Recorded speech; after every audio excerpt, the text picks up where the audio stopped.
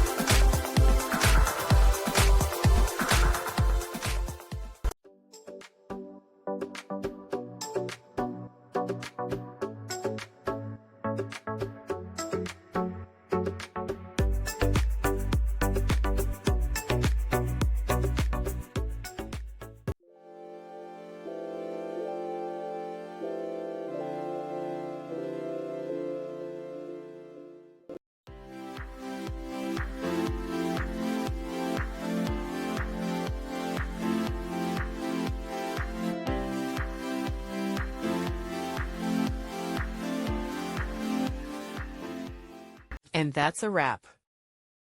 I hope you found the answer you were looking for. If you did, take a second to hit that subscribe button. It really helps out. And let me know in the comments which solution worked best for you. See you next time in the debug zone.